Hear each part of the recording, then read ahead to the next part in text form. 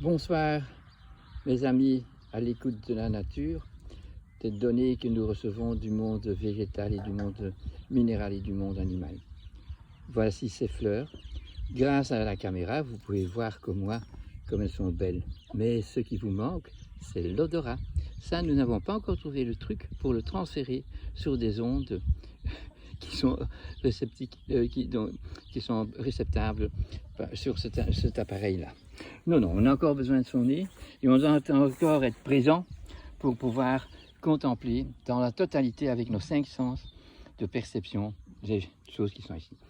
Je suis ici dans la petite fermette où nous avons donc des vaches, chevaux, moutons, chèvres et des poules. Et dans ces petits endroits où les poules aiment beaucoup revenir quand ils ne sont plus dans la prairie parce que le temps s'approche de devoir aller au bercail, aller dans leur demeure qui est prévue pour eux.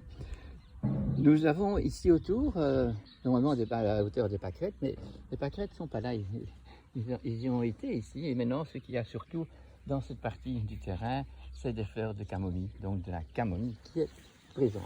Donc nous sommes ici au niveau des poules et du son coq qui sont bientôt prêts pour aller au bercail dans le poulailler qui a été prévu et qui ici se trouve un peu plus loin. Voilà, ce que je voulais vous dire aujourd'hui, c'est surtout essayer de comprendre l'âme de l'animal, l'âme astrale, qui est reliée avec l'âme végétale, donc le végétatif, l'éthérique, et comment cette communication puisse se faire.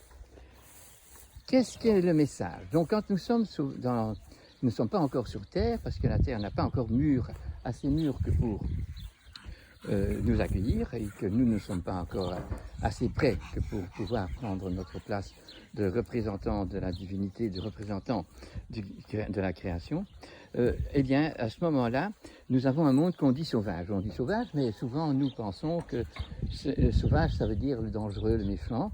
C'est justement pas vrai.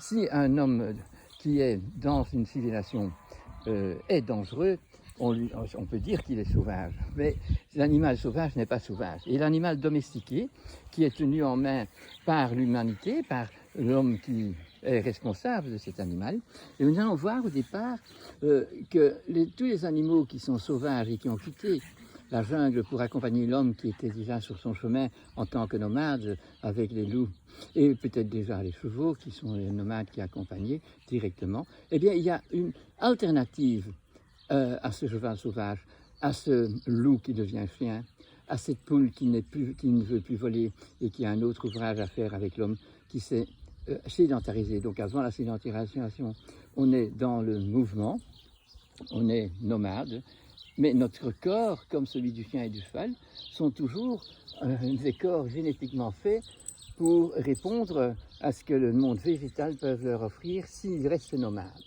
Donc si on n'est plus nomade, on va s'installer, on va créer un terroir, on va voir que les 4 races humaines vont s'installer dans certains endroits d'une partie de la planète. Et une fois qu'ils s'installent, eh bien, ils se rendent compte qu'il y a des problèmes, puisque une fois installés, on a toujours une saison où c'est invivable si on n'a pas découvert un moyen de se donner les choses nécessaires quand on n'a pas suivi les hirondelles.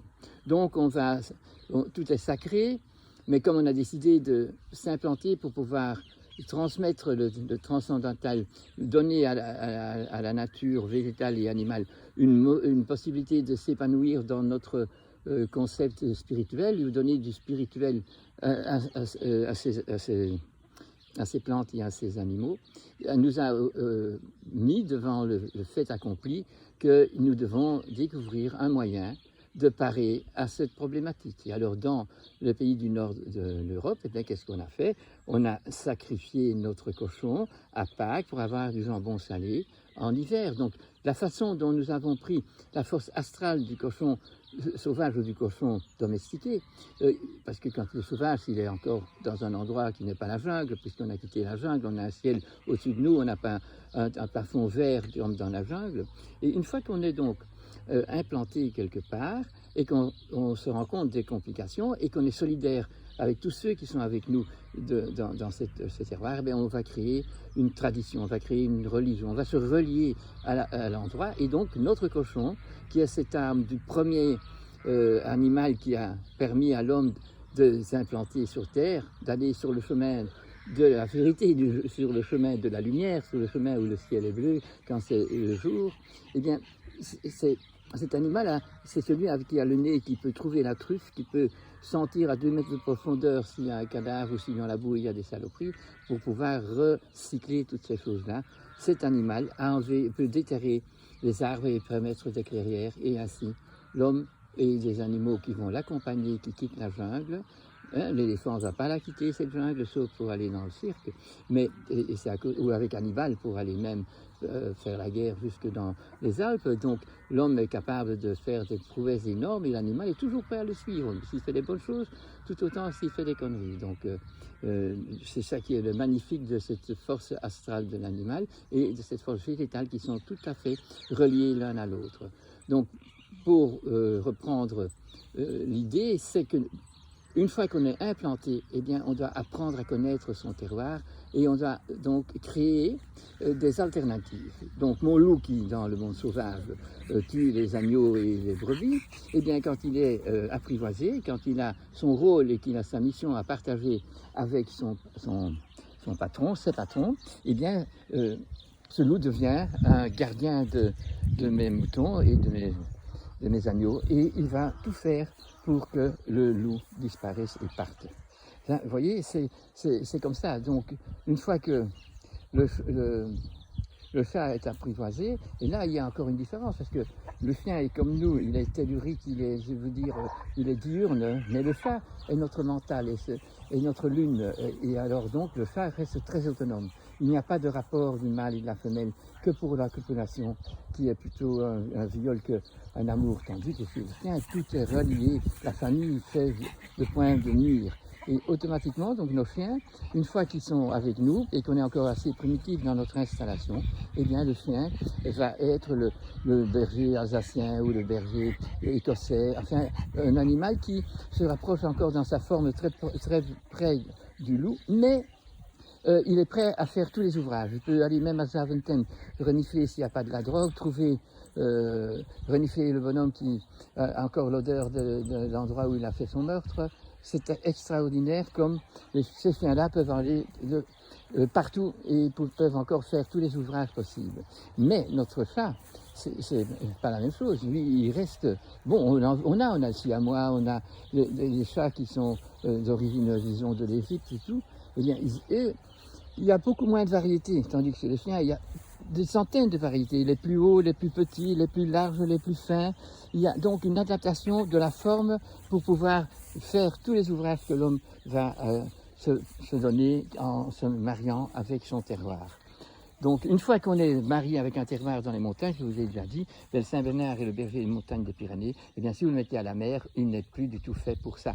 C'est comme si vous allez avec votre Porsche tirer de la bétaillère ou retourner la terre, elle ne va pas tenir longtemps.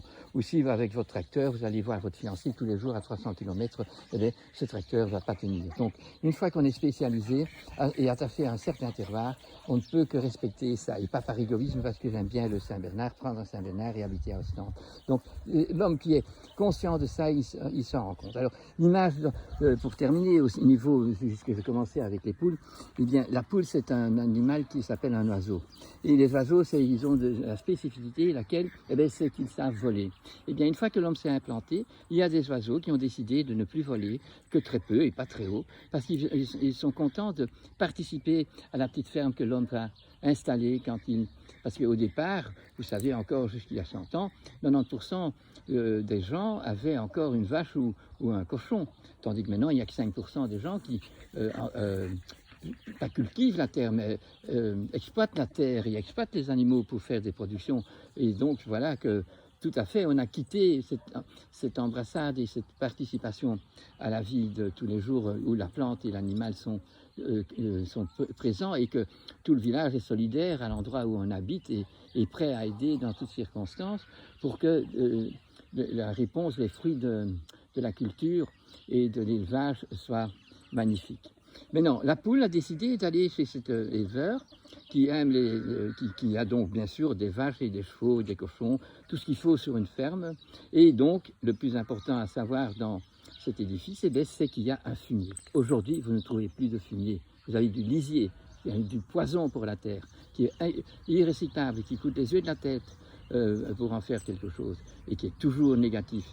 Tandis que le fumier, c'est ce qui va réveiller, qui est une alchimie, ça veut dire que d'année en année, la terre, donc le fumier va permettre à la terre d'être nourrie avec des éléments que l'astral, donc l'animal, a pu ajouter. Et alors, les plantes vont être améliorées grâce à cette participation.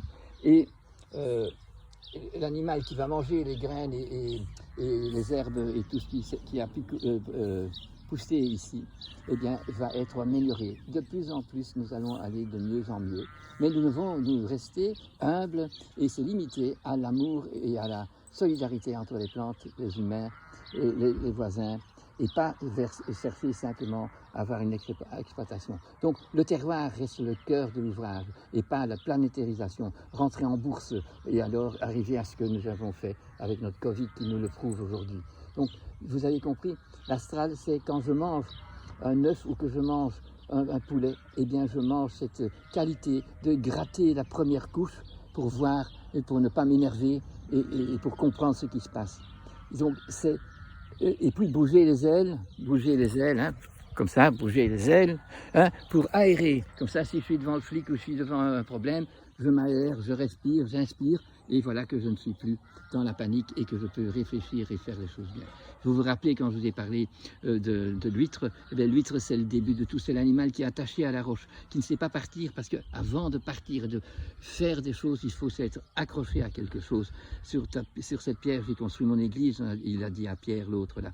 Et donc cet animal-là qui n'a pas de jambes et pas de bras et qui sait qu'il est protégé par une coquille mâle en haut et une coquille femelle en bas qui donne à ces mollusques toute l'occasion, mais nous resterons toujours mollusques. Nous sommes l'animal le plus faible, le plus fœtus pendant toute notre vie. Les autres animaux, ils ont une fonction bien limitée qui est cette force astrale que nous devons comprendre. Donc, cette poule, quand elle voit qu'une vache a fait une bouse sur l'herbe, elle y court tout de suite. Vous voyez toutes les poules qui y vont, qui mangent les vermines qui y a encore dans cette bouse et qui mangent tous les graines qui ne sont pas suffisamment digérées et qui vont donc nettoyer cette terre afin que la terre, une partie de l'herbe ne soit pas incapable de repousser.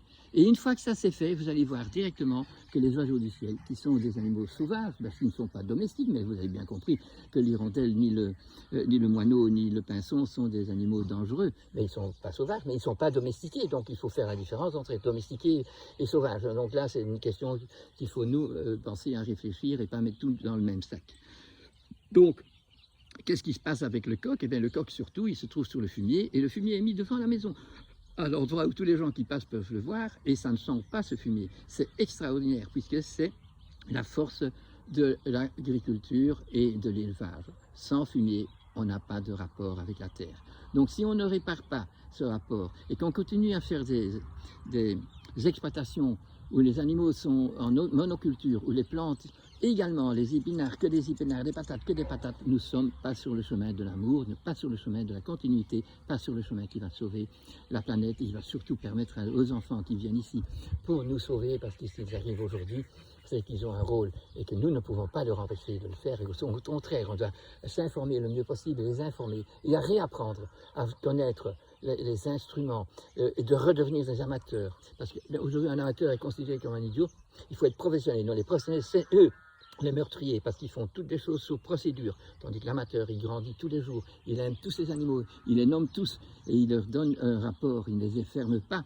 Il leur donne chacun une maison, chacun un domus domestiqué, et donc chacun a donc sa chèvrerie, et l'écurie et l'étable, c'est tout à fait avec des principes de respect de l'animal. Et quand on est allé loin déjà dans la culture avec les chevaux, moi j'ai été à un endroit où j'ai vu une ferme brabançonne donc carré avec l'endroit pour les chevaux, cette écurie, les bords de porte quand on y va, il y a des rondins de bois qui sont mis dans des pivots, comme ça quand tous ces animaux sont lâchés d'un coup, ils ne savent pas se blesser contre des coins, il n'y a pas de coins, ils ont prévu tous nos ancêtres pour que l'animal soit bien.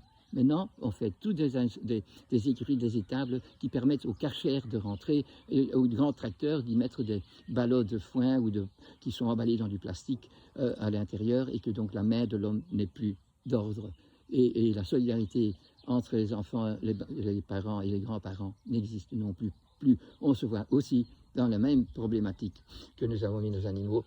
Les vieux sont enfermés dans une salle d'attente de la mort.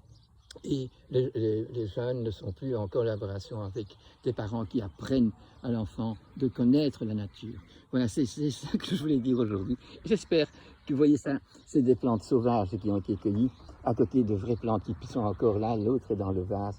Mais ça alors, si vous avez le nez, vous allez sentir que c'est un amour, que ça nous donne envie de faire des choses qui sont superbement belles et humbles, et qui ne font que du bien à tout le monde et jamais sont négatifs. Merci de votre écoute.